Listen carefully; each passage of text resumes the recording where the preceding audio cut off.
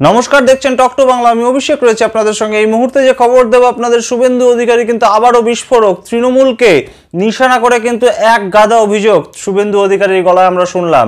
কি সেই অভিযোগ জানাবো অবশ্যই, কিন্তু তার আগে অবশ্যই টক টু বাংলা ইউটিউব চ্যানেলটিকে সাবস্ক্রাইব করুন এবং প্রত্যেকটি ভিডিও লাইক, কমেন্ট, শেয়ার করে বন্ধু বান্ধব পরিচিত মহলে ছড়িয়ে দিন টক টু বাংলা। আসছি খবরে। শুভেন্দু অধিকারী অত্যন্ত গুরুত্বপূর্ণ একজন বিরোধী দলনেতা এই মুহূর্তে পশ্চিমবঙ্গের, এবং বিজেপির তরফে কিন্তু তিনি জিতেছেন 2021 সালে, এবং সেই জায়গা থেকে কিন্তু লাগাতার আন্দোলন রাজ্য সরকারের বিরুদ্ধে তিনি বিভিন্ন পরিস্থিতিতে করেছেন।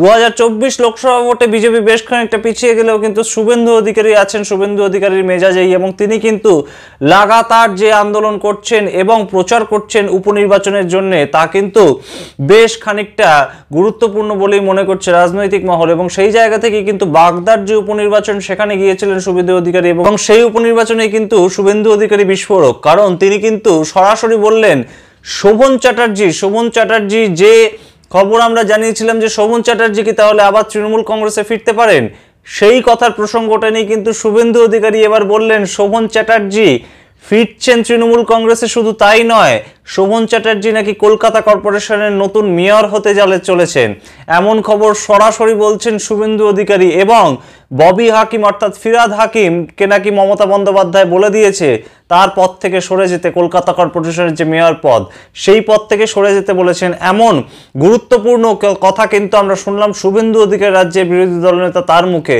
তিনি কিন্তু সরাসরি এই কথা জানালেন, তৃণমূলের হারির খবর যাকে বলা যায় একেবারে। আমরা অবশ্যই নজর রাখবো সেই দিকে। 21শে জুলাইয়ের মঞ্চে কি আদৌ শোভন চ্যাটার্জি আসছেন, নাকি তার আরও কিছুটা দেরি আছে তৃণমূল কংগ্রেস জয়েন করার ক্ষেত্রে, সেই প্রশ্ন কিন্তু এখন অত্যন্ত তাৎপর্যপূর্ণ তৃণমূল কংগ্রেসের কাছে। কারণ সামনেই কিন্তু কলকাতা কর্পোরেশনের পুরো ভোট, এবং 2025 সালের পুরো ভোটে ঠিক কী রকম রেজাল্ট করতে চলেছে তা কিন্তু অত্যন্ত পাখির চোখের মতন তাকিয়ে আছেন মুখ্যমন্ত্রী মমতা বন্দ্যোপাধ্যায় তথা তৃণমূলের সুপ্রিমো।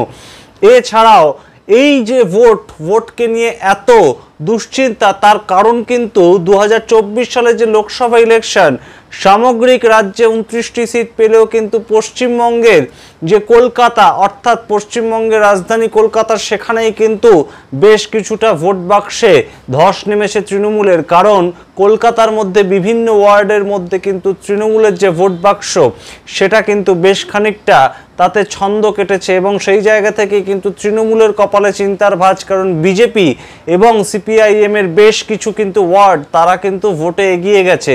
সেই জায়গা থেকেই কিন্তু এই মুহূর্তে বিভিন্নভাবে রাজ্যবাসীর কাছে বা কলকাতাবাসীর কাছে বলা যায় খুবই গুরুত্বপূর্ণভাবে কিন্তু মুখ্যমন্ত্রী মমতা বন্দ্যোপাধ্যায়ের নির্দেশে দলের ভাবমূর্তি স্বচ্ছ করার একটা চেষ্টা চলছে বলেই মনে করছে রাজনৈতিক মহল। এবং সেই জায়গা থেকেই কিন্তু একাধিক পৌর যে নিগম, সেই এলাকাগুলোতে প্রশাসনিকভাবে কিন্তু অত্যন্ত তৎপরতার সঙ্গে তারা হকার উচ্ছেদ থেকে শুরু করে বেআইনি জমি দখল, যে অভিযোগগুলো বারংবার কলকাতা শহরকে কেন্দ্র করে শোনা যায়, সেইগুলোর দিকে কিন্তু কাজ করতে চাইছে তৃণমূল সরকার, এমনই কিন্তু মনে করছে রাজনৈতিক মহল। এছাড়াও কিন্তু এই মুহূর্তে এতদিন ধরে ববি হাকিম অর্থাৎ ফিরহাদ হাকিম কিন্তু যে দায়িত্ব সামলাচ্ছিলেন কলকাতা মেয়রের, সেই ক্ষেত্রে যে বেশ খানিকটা ভোট বাক্সে তার প্রতিফলন দেখা যায়নি, এবং সেই জায়গা থেকে কোথাও গিয়ে হয়তো ববি হাকিম অনেক দিন ধরে তার দায়িত্ব সামলাচ্ছেন, এবার একটা নতুন মুখ আবারও কলকাতাবাসী দেখতে চাইছে, এমন কিন্তু মনে করছে রাজনৈতিক মহল।